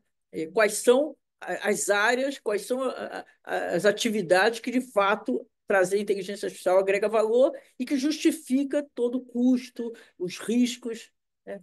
Então, aí também não achamos a governança, que é o cerne dessa pesquisa, era trazer elementos para desenvolver a governança, que é um dos focos que eu me dedico. É independente de ter regulamentação ou não, mas a fundamental para mim não tem, é um risco muito grande, qualquer organização, qualquer que seja o setor, esteja usando inteligência artificial sem uma governança. E aí totalmente, não tem como desenvolver diretrizes de governança de IA que não tenha o jurídico, o advogado envolvido. Então, aí, como qualquer, né, a missão de uma empresa é entregar valor para os seus acionistas. Então, é, qualquer ação vai nessa direção, como gerar valor para o cliente, que vai gerar, consequentemente, maior valor para os seus acionistas. Então, isso aqui só resume, eu botei de novo a fotinha lá de advogados, porque para que tenha um caso de sucesso, você tem que incorporar as necessidades de relacionamento de diversas partes interessadas e traduzir aí em sistemas de negócio práticos e escaláveis, né? E tem que estar, por isso que é estratégico, por isso que é uma pauta que tem que ser da liderança, não pode ser pontual da TI, porque exatamente não é só uma tecnologia nova. Aqui, eu não vou falar muito, não sei nem quanto tempo já tenho, mas aqui eu escrevi, foi a última coluna minha da sexta-feira passada, foi para esse assunto, né? O hype da vez, como eu disse, a competição é tão grande que vai se criando hypes todo o tempo. Então, agora, falou há 2 anos, não, 3 anos atrás, 2012, 2001, 2021, se falou muito do metaverso, né? Então, parece que tudo ia ser metaverso quando eu falava. Não existe metaverso, não existe tecnologia para metaverso, em suma, não existe nada, as condições para metaverso. Então, assim, a indústria vai criando hypes artificialmente. Então, agora, o hype da vez é a gente. Então, está sendo vendido. Eu li ontem, saiu uma matéria lá na Opinião do Globo, da presidente atual, que mudou, não é mais a Tânia Constantino, mudou da Microsoft. Aí você lê lá, uma maravilha. Absolutamente uma maravilha. Aí a gente já vai resolver todos os problemas, vai fazer tudo, ter autonomia, e não é bem isso, né? Então tem uma série de riscos. Aí que peguei algumas, o que que é o agente de IA, né, que é então, eu não atribuo a expressão autonomia. Ele tem independência, mas não tem autonomia. E tem um monte de problemas, né? O que se sendo implementado da forma correta, aparentemente tem um shift, uma mudança do processamento orientado por uma arquitetura, orientado por processo, para uma estrutura orientada por objetivos, né? Porque o processo, você não vai mais precisar definir o processo. É o próprio agente de IA que vai definir quais são os caminhos que ele vai tomar, em suma, quais são os processos para atingir aquele objetivo. Então, numa situação eficiente do uso desse agente de IA, não sei se isso vai acontecer, a gente está tudo absolutamente no começo, mas digamos, o objetivo, a meta final seria isso. Hoje a gente trabalha nas organizações com processos e mudar para objetivos. Então, eu não preciso mais preocupar como é que vai atingir aquele objetivo. Eu teria que só dizer para o agente de IA da melhor forma possível qual é o objetivo e ele vai buscar o processo. Mas aí, por isso que eu botei aqui de novo os advogados, eu tenho um risco enorme, né? Como eu falei, todos os sistemas são sistemas estatísticos baseados em dados que são produzidos por nós, então tem todas as idiosincrasias nossas, dos seres humanos, e tem muitas possibilidades de falha. Então, quando esse agente ele articula vários sistemas de inteligência artificial, tudo indica que vai aumentar a probabilidade de ter mais riscos. É risco sobre risco, né? Então, isso aqui tem que ser absolutamente investigado e é função direta de advogado capacitado para fazer esse trabalho.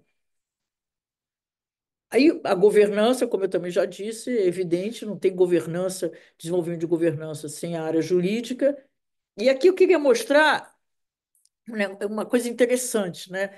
Tem o Alexandre Zavaglia, não sei quem de vocês conhece ele é meu aluno de doutorado, e ele está fazendo uma tese, eu acho que a tese dele teve a banca de qualificação, altíssimo nível, até o ministro Cueva participou, e eu acho que é uma das teses mais, assim, melhores da academia brasileira, na minha opinião, está muito bem estruturada, e até ele mostrou isso na apresentação, mas isso eu também tenho que foi é da o MIT tem esse relatório de risco, né? Repositório de risco que sai todo ano. Então, esse de 2025, ele mostrou, tem essas duas imagens, e o MIT é super confiável, e esse relatório de risco é bem qualificado. É interessante que é só chamar atenção, como foi mudando. Hoje, as origens de risco está muito mais no mau uso da inteligência artificial do que da própria tecnologia,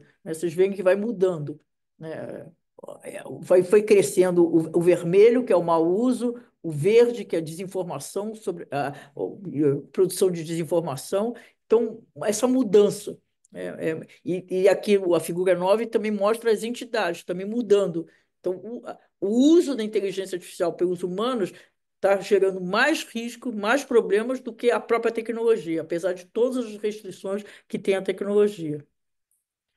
Aqui é da tese dele, como o uso de IA está permeado cada vez mais, processos decisórios operacionais das organizações, torna-se imprescindível compreender as implicações de cada escolha a partir da análise de diferentes vertentes dessa tecnologia, para permitir a comparação entre os aspectos cruciais ligados ao controle, impacto, transparência, explicabilidade, auditabilidade, de justiça, entre outros princípios e elementos que devem ser examinados à luz de cada sistema, né? Então, isso é uma frase que está lá já na tese e que eu acho que resume essas questões. Aqui também não vou entrar, para não estender muito, eu pensei até que ia falar mais rápido, mas aqui no relatório, a gente criou esse caminho, né? Esses indicadores de governança, quais são os elementos, e a gente pegou esses elementos, a gente extraiu do que está definido como obrigação no AI Act, né, a lei europeia, e no PL 2338. Então, a gente resumiu, a gente trouxe as obrigações e a gente montou essa. E aí no relatório, tem 10 propósitos, sistema, dados, avaliação, a gente fez 10 princípios tópicos de governança, né? Então, a gente está lá no relatório, também colocamos benefícios, isso está exatamente igual no relatório. O benefício da governança ativa, colocamos desafios da governança, e agora o último que eu queria comentar é o PL. Isso também eu fiz uma matéria em 13 de dezembro, que foi quando saiu, foi votado. Dia 10 foi votado no Senado, dia 13 eu publiquei essa minha coluna, analisando essa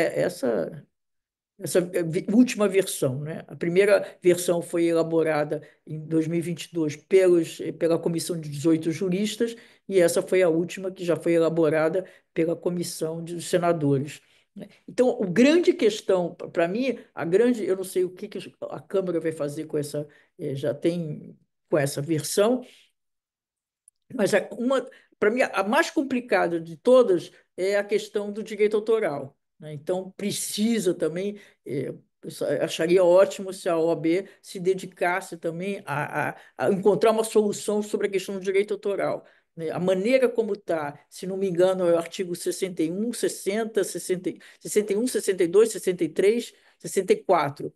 Aliás, está aqui. Está aqui. Eu me lembrei agora que eu coloquei, né? Então, quando foi aprovado o PL 2338, a área que produz, ligada ao direito autoral, nem quem produz conteúdo, considerou que foi uma grande vitória para os criadores. Aí eu coloquei isso que é uma ilusão, né? Porque todas essas. O que está previsto lá, se for aprovado desse jeito, mata no Brasil a IA generativa, né? Ela é incompatível com a natureza da tecnologia. Então, formar quais conteúdos produzidos foram utilizados. Quando você está falando de bilhões, trilhões de dados, você não tem como identificar qual foi usado, como você não tem como identificar qual foi o dado, qual foi a informação, qual foi o conteúdo que causou, participou daquela solução de IA generativa, e muito menos a proporção, para poder você calcular quanto você vai remunerar, né? Porque para remunerar você teria que qual o conteúdo que influenciou e qual o percentual que ele influenciou. Então, essas questões são incompatíveis. Então, no direito autoral, tem duas situações muito distintas para serem analisadas. Uma é os dados Isso eu não falo só no Brasil, não. Nenhum lugar do mundo está conseguindo ainda equacionar isso, na minha opinião, claro. Primeiro, os dados de entrada, né? Então, usar dados protegidos por direito autoral para treinar os sistemas. Eu não vejo problema nenhum nisso, porque exatamente esse treinamento, ele não pega um texto, ele não pega uma imagem, ele dilui em tokens, né? Então, só importa a correlação. Então, por exemplo, sobre textos de inteligência artificial, importa quantas vezes, quais são as palavras que estão mais correlacionadas. Por exemplo, ética aparece muito nos textos de inteligência artificial, então tem essa correlação, né? Se eu estou falando sobre temas de igreja, padre aparece muito relacionado em textos de igreja. Então, é só isso, não interessa o conteúdo, né? Então, eu acho que essa questão é falaciosa de achar, não é falaciosa, mas eu acho que não tem problema, digamos assim. Agora, tem o lado da saída, o output dos sistemas, né? Aí é diferente. Se está reproduzindo parecido com alguém que tem sistema, que está protegido o seu conteúdo por direito autoral, é plágio. Aí eu acho que não tem discussão. Então, são situações diferentes. O que é na entrada, os dados que usam na entrada para treinar o sistema e o que sai. Aí tem, agora em dezembro passado, agora não, nós já estamos em maio, né? Em dezembro, a Marisa Monte fez uma carta pública, porque ela está à frente desse, representando a área de produção de conteúdo, e ela fez uma carta pública, né, uma carta aberta, e ela falava sobre essa questão da entrada para o treinamento, que eu de fato, eu acho que precisa entender melhor, né? Quem está reivindicando tem que entender melhor como funciona. Agora, ela fez um outro argumento que eu não sei como se resolve, mas que, do ponto de vista de argumento, é justo. Ela argumentou que tratar o dado como um insumo, porque, de fato, são sistemas que precisam. A matéria-prima são os dados, né? Então, o que ela argumentou? Quando você está desenvolvendo e treinando esses modelos, em suma, executando os modelos, você paga por todos os insumos, você paga pela energia, você paga pelo equipamento, se você vai rodar num data center, você paga sobre tudo, você paga sobre a água. Então, a pergunta que ela colocou, por que que não paga, se você paga para todos os insumos, por que você não vai pagar para os dados, né? Então, volto a dizer, eu não sei como se faz isso, eu acho, aparentemente não vejo solução, mas é um argumento que precisava ter um argumento que explicasse isso, porque do ponto de vista da lógica do argumento, ela tem razão, né? É um insumo, porque de fato é um insumo, é a matéria-prima. Então, essa discussão é uma discussão também que eu adoraria que a OAB entrasse para encontrar uma solução, né? Eu já falei com várias pessoas do governo e também das Big Tech. As Big Techs fazem uma pressão enorme, mas elas têm razão, né? E que de fato inviabiliza a IA generativa se for mantido esse artigo dessa maneira, esses artigos dessa maneira. Então, isso que não, é o desafio é encontrar a solução que proteja os produtores de conteúdo e não inviabilize os modelos de IA generativo, que paradoxalmente são usados na criação de conteúdo, né? É isso que eu a área a chamada indústria criativa está usando fortemente essas soluções. Então, o paradoxo é esse.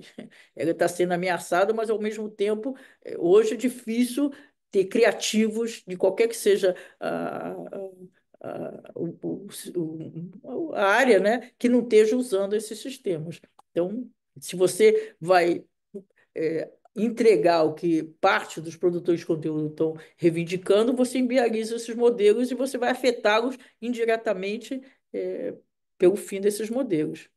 Então, isso aqui eu entendo nada sobre questão de proteção de direito autoral, só me chama a atenção que a lei, não sei se eu estou errada, mas foi criada em 98, é a lei 9.610, né? Então, assim, no mundo inteiro, eu acho que as leis de proteção de dados, proteção de direitos do autor, tem que ser revista.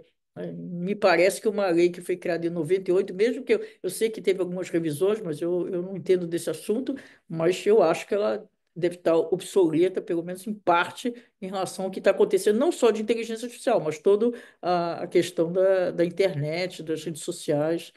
Aí, por último, né, eu queria também nada de especial, mas a velocidade do avanço da IA já ultrapassa a capacidade de adaptação incremental, né? As organizações precisam ter uma transformação disruptiva, né? Não adianta mais ir aos pouquinhos, vou me adaptar aqui, aqui, não. Ela tem que mudar a lógica de funcionamento, tem que mudar os processos, tem que mudar a cultura, é de fato uma transformação disruptiva. E o que acontece é que quanto mais revolucionária a tecnologia emergente, como é o caso da inteligência artificial, mais rápido é o ritmo da inovação disruptiva. Então, tem três níveis hoje que a gente observa de desigualdade. A desigualdade em países, né? A China e os Estados Unidos são muito à frente na pesquisa, desenvolvimento e implementação de inteligência artificial em relação aos outros países. Tem uma desigualdade que está se acentuando entre as empresas que estão se preparando, estão tendo vantagem comparativa muito mais, as que não estão adotando e, de fato, mudando a lógica do seu negócio, e entre pessoas, né? Então, essas desigualdades, de novo, a inteligência artificial, assim como ela pode, se ela for tiver uma política pública, se tiver regras, regulamentações para ter inteligência artificial sustentável, ela pode trazer benefícios enormes para o enfrentamento da mudança climática. A mesma coisa em relação à desigualdade. Ela tem inúmeras possibilidades potenciais de reduzir a desigualdade. Mas o que está acontecendo é que a gente verifica que está aumentando a desigualdade. E aqui, esse livro foi lançado agora em 2025, tem digital, e eu gostei muito desse livro. E aí tem essa frase: o mundo está mudando em um ritmo sem precedentes, com revoluções tecnológicas remodelando os negócios e a sociedade de maneiras que desafiam velhos paradigmas. Os alicerces outrora sólidos na tradição estão se desintegrando. À medida que avançamos, uma verdade se torna clara: todas as empresas serão empresas de IA ou se tornarão marginalizadas, né? Então, eu gostei muito. O livro é muito fácil de ler saiu agora, em 2025, e é muito interessante.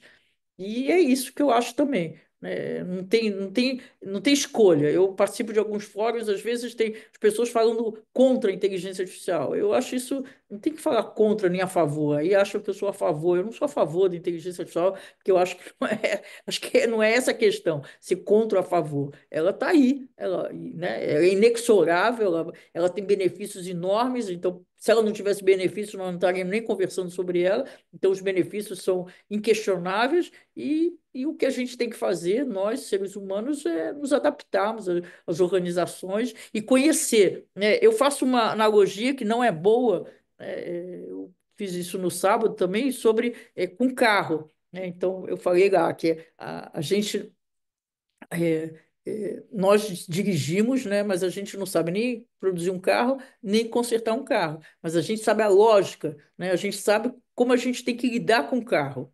Isso não impede que tenha acidentes muito com o carro, mas é porque as pessoas não seguem a lógica. Mas a gente sabe quais são a lógica de funcionamento do carro. Nenhum motorista pode começar a dirigir sem saber isso. É um pouco nesse sentido, né? Nós todos, cidadãos do século XXI, temos que entender a lógica, os fundamentos dessa tecnologia. E eu acho que isso é mandatório. E é um esforço muito grande porque é um target que está se movimentando, como eu já falei. A técnica básica é a mesma, mas ela é utilizada de forma diferente, né? E ao longo do tempo. Então, esses são os dois meus últimos livros, que foram sobre inteligência artificial. Que não são best-seller, como o Solano falou carinhosamente, mas eu fiquei impressionada, desmistificando aqui, falando aqui mais informalmente, mas, nossa, eu recebi o relatório que eu recebo sempre, né? É assim, nunca pensei que fosse vender tanto, mas não são best-seller. Então, é isso, um pouco isso que eu. Como é que eu. Esqueci aqui como que sai, peraí. Ah, como é que parar de compartilhar? Ah, tá aqui. Não, eu esqueci como é que para de compartilhar, não está aparecendo. Deu romper compartilhamento, já foi. Ponto. Perfeito.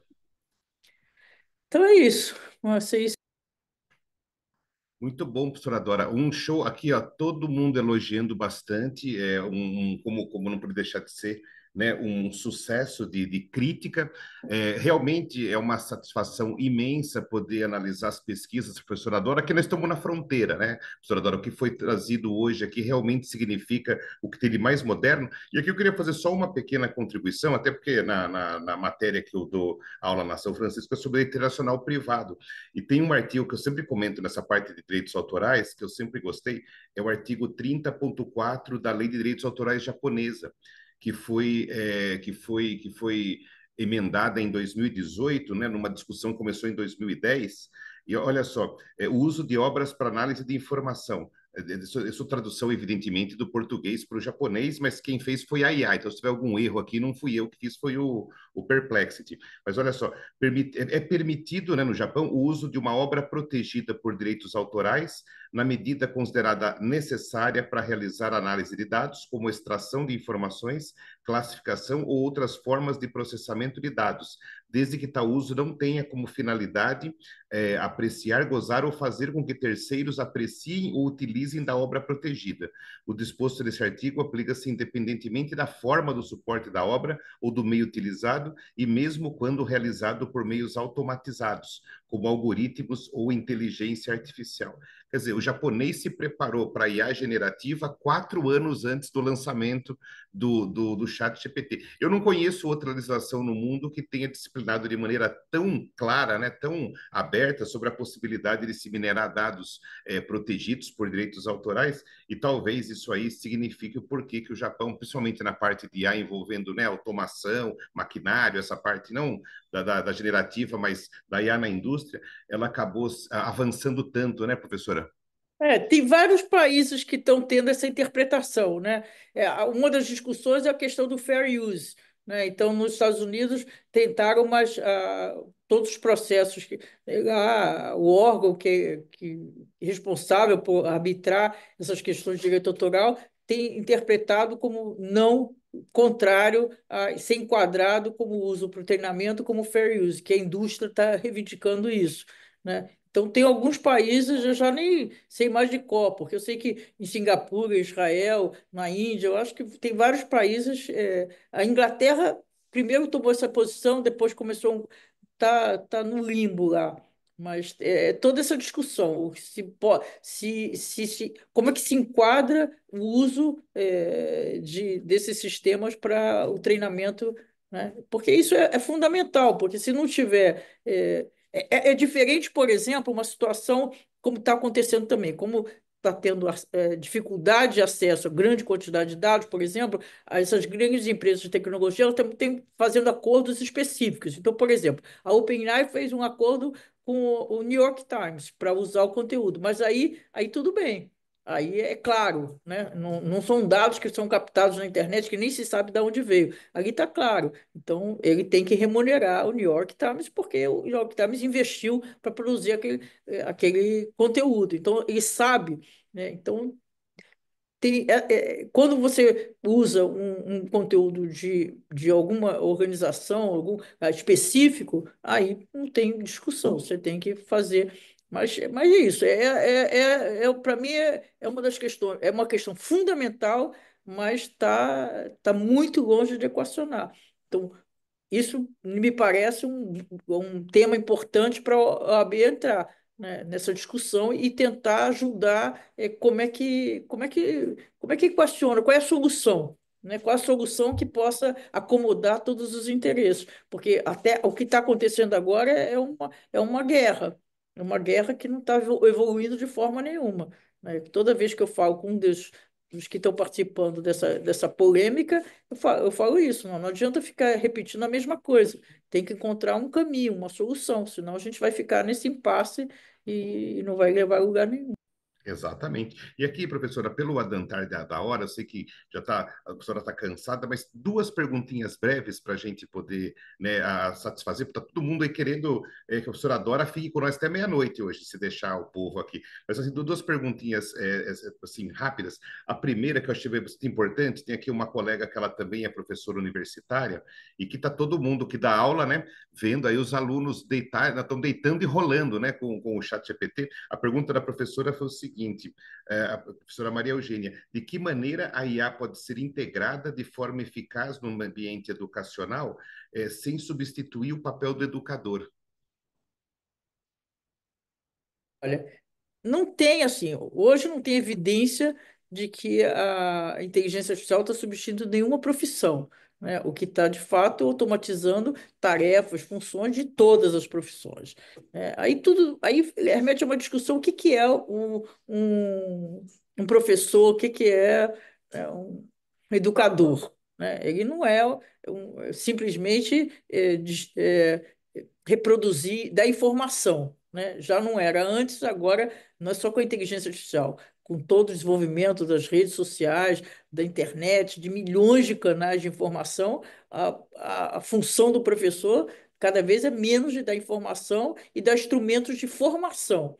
Então, tem duas, para mim, na educação, tem duas contribuições fundamentais, que se a gente consegue isso como educador, a gente está criando cidadãos preparados, né? Um é o pensamento crítico e o outro é a capacidade de criatividade, que, como eu disse, hoje a inteligência artificial não cria, não tem essa capacidade de criação. Então, então tudo isso precisa agora. O que precisa é mudar a metodologia de ensino, né? Então, ter o foco na aprendizagem. Então, a grande contribuição, na minha opinião, da inteligência artificial na educação é a personalização da aprendizagem, porque todos nós sabemos que cada um aprende de forma diferente. E o que que é o ensino? É o ensino igual para todo mundo, né? Então, agora, eu tive e tenho alguns alunos de mestrado e doutorado de 20 anos ou mais na área de educação. Nós investigamos, não estou dizendo que é definitivo, só estou dizendo que a gente investigou, não achamos nenhum modelo, nenhuma plataforma aqui no Brasil que de fato está entregando a personalização da aprendizagem, né? Então, mas isso é um ponto importante, mas tem que mudar toda a metodologia. Olha, eu ouvi a semana passada uma professora, num painel também de educação, falando um negócio muito interessante. O que que ela fez? Em vez de pedir, por exemplo, ensino básico, né? Em vez de pedir, entrega uma redação, né? Porque aí não tem como. Hoje eu vejo pelos meus netos, tá? Usam direto essas plataformas, essas soluções todas para produzir o texto. Mas aí o que que ela pediu? Ela pediu a redação e todos os prompts que foram a interação com a solução. Então, a redação era uma página e inúmeras páginas, ela falou lá um número grande de páginas, era o prompt. Então, isso é uma outra discussão. Você está discutindo com o aluno, você está conversando como ele vai fazer essa interação, né? Então, para isso, por exemplo, precisava, a primeira medida é os professores dizerem, porque os professores estão usando direto inteligência artificial, como todos os funcionários das empresas, né? Nas empresas estão usando e não quer que o chefe saiba, mas está todo mundo usando para criar uma apresentação, para fazer um texto, para rever um texto, em suma, para essas ações nossas do cotidiano. Então, para mim, o professores deviam dizer que se os professores dizem para os alunos explicitamente, né, com transparência, também ajuda os alunos a dizerem que estão usando. E aí tem que ter, não adianta, tem que ter outras. Claro, eu dou aula só na pós-graduação, é muito mais fácil, mas toda as metodologias de apuração, né, do desempenho, eu nenhuma delas que eu aplico poderia ser feito por ChatGPT. Então, é isso, você tem que mudar. Mas aí a gente tem. Aí nós estamos pegando em problemas gravíssimos e que a gente, né, na educação no Brasil, tanto na área, na educação básica, como das universidades, né? Eu ouvi, semana passada estava num evento lá Brasília, foi feito pela CAPES, CNPq, FINEP, em suma, todas as letrinhas, ministérios, todas as. E uma pessoa da CAPES disse que eles fizeram uma pesquisa que 30% só dos professores das universidades públicas produzem alguma coisa que de fato tem algum valor, né? Então é muito baixo, 30% só, né? Então, tudo isso, assim. Então, se você vai pensar, poxa, agora tem um novo desafio, tem um novo desafio. Mas se só 30% produz alguma coisa, o que que faz os outros 70% na universidade, né? Então, sei lá, nada é simples relacionado à inteligência artificial, mas é isso, requer mudar a metodologia, requer usar. Se você pegar, por exemplo, fazer um texto, estou falando de ensino básico, né? Se você pegar, pedir para fazer um texto com inteligência artificial dentro da sala mesmo, e depois você pegar os alunos e começar o desafio ser identificar erros e qual é o acerto. Qual é a resposta certa naqueles erros? Isso já é um aprendizado de pensamento crítico, de conseguir fazer pesquisa, né? Então, você tem que inovar. Agora, se você pedir. Na universidade, eu vejo, eu participo de bancas que está assim, evidente que quem está na banca avaliando não leu o trabalho. Assim, eu não tenho a menor dúvida, eu posso apostar que não leu. Então, aí você fala assim, poxa, então o que está escrito nem leu. Então, se fez com inteligência artificial ou não, não faz a menor diferença se você não leu. Entendeu? Porque se você lê, não tem como um aluno fazer mestrado, doutorado, uma dissertação, uma tese, por exemplo, com uma dessas. Vai ajudar ele a escrever, mas não todo o argumento, todo o pensamento tem que ser dele. Né? Senão vai ser uma coisa mais básica, mais trivial, sei lá, sem nenhum, cheio de erros, né? Vocês sabem disso que vocês estão acompanhando, tem a quantidade de casos de advogados que fazem processo, o famoso foi o primeiro lá que saiu público nos Estados Unidos, que fez lá toda a argumentação com 5 jurisprudências que nunca existiram. Né? O juiz deu US$ 5.000 de multa, mas, na verdade, o pior impacto foi a reputação do advogado. E ele acabou reconhecendo que fez com o ChatGPT. Agora, eu não consigo entender isso. Um advogado que vai no tribunal defender o seu cliente, que a argumentação foi toda feita pelo ChatGPT e ele nem leu. Então, assim, aí ou um desconhecimento total das limitações dessa tecnologia. Eu não sei, porque eu não consigo entender. Só pode ser isso. Achou que a tecnologia vai fazer tudo certo e acabou. Se fosse assim, ele estaria de fato substituindo nós humanos, né? Se fosse isso, porque aí para que realmente a gente? Mas os casos todos mostram que não é assim. Então precisa da nossa interação. Muito bom, professora Dora. Aqui nós tivemos um pico de 160 pessoas ao mesmo tempo e passou aqui pela nossa reunião ordinária, ouvindo as palavras da professora Dora, mais de 300 inscritos aqui da nossa comissão. Professora Dora, batemos o recorde do ano. Batemos o recorde do ano. Não estou surpreso, para dizer a verdade, não estou surpreso. Eu sabia que a professora Dora aqui, ela traz recordes de audiência, aliás, muito Ai, merecido. para. Você já falou um monte de coisa no começo, senão eu já fico tão constrangida e envergonhada. Não fique, não fique. E aqui, professora Dora, eu queria de novo, em nome da OAB, principalmente em nome da nossa comissão, da Comissão de Privacidade e Proteção de Dados e Inteligência Artificial, agradecer a sua enorme boa vontade e generosidade de estar aqui com a gente nessa noite fria, dividindo aqui um pouquinho das suas pesquisas. E vou dizer aqui, ó, nós estamos olhando aqui o chat direto, estou aqui com o WhatsApp, é só elogio. Estou tentando ver se tem alguma crítica, alguma coisa aqui, mas não teve. Então não sou só eu aqui, não, viu? Não sou só eu que estou elogiando, não. Então é isso, Adora. Até agradeço. Quem quiser se despedir do nosso pessoal. E aqui, Rogério, todo o nosso calendário de reuniões estão nas nossas redes sociais. Você pode ver lá, que eu não sei agora de cor, Tem mas a Ana Maria levantou. Ah, não, levantou a mão, mas já abaixou. vai ser provavelmente na segunda terça-feira, segunda terça-feira de junho. Não, Deve mas ser. ficam essas duas pedidos que eu fiz a vocês para entrarem na discussão sobre o uso de inteligência artificial nas eleições e, fundamentalmente, a questão do direito autoral. Como é que Perfeito. equaciona isso? Isso, para mim, eu acho que seria uma missão mesmo para a OAB entrar nessa história. Excelentes temas. É isso mesmo, professora. Muito obrigado e de novo por sua participação.